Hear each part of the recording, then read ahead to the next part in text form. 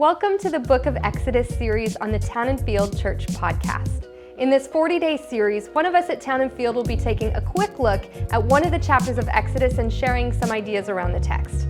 To learn more about this reading plan and podcast, visit townandfield.ca/reading plans. Now enjoy today's episode. Hey, it's Ryan. Exodus chapter 35 today. Chapter 35 is a kind of seemingly straightforward chapter, especially in comparison to a lot of other chapters in Exodus. And there are kind of two main things that are touched on here. One is a short round of teaching about this idea of Sabbath.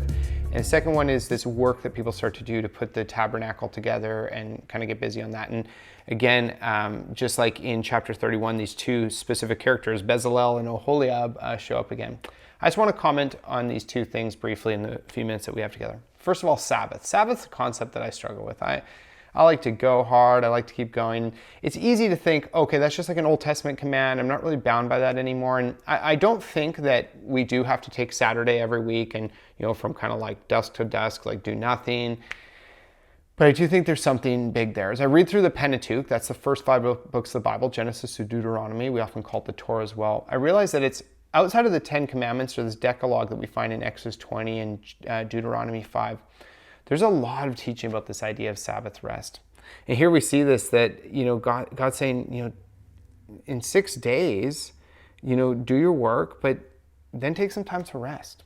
We actually see in the teachings of Jesus in Matthew 11 that this idea of him giving us rest is at the heart of what the gospel is about too. We're supposed to practice righteousness and engage with him, but that should be something that brings us rest and enrichment.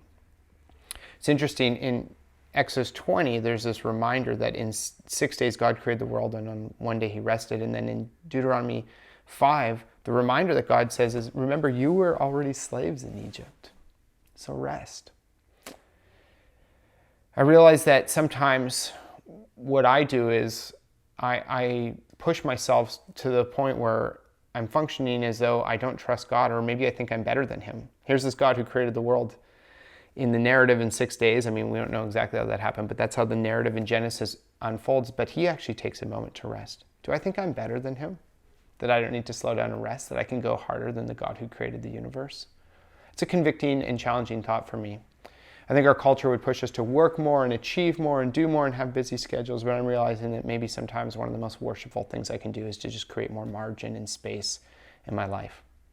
Unfortunately, I think a lot of times for us that means saying no to things at church and things that we can get involved in there, when really it's probably some of the academic or vocational or financial pursuits of the world that we should be taking on less of to create more space to be with God. Otherwise, we end up exploiting ourselves. In Deuteronomy 5, God says, remember, you were already slaves in Egypt. I brought you out of that. Essentially, don't exploit yourselves. Don't exploit your family. It's a tough reminder for me to slow down sometimes, to give up maybe some of the things I want, some of the things that the world would expect of me. And I think in that gives us more space to serve in the kingdom. What we see in the other part of Exodus 35 is this beautiful picture of what the church really is about. It's a group of people. So often now I think that we've turned the church into kind of a social club or a routine where it's like the Sunday morning presentation where some staff or some key volunteers put that together and we all come observe. In Exodus 35, they're about to start doing this big work, and God is dwelling amongst his people in the tabernacle. And all these people are called, hey, whoever's willing, bring all your gifts, your skills, your abilities. The New Testament says we're this body. Everyone plays this unique role as like part of this body.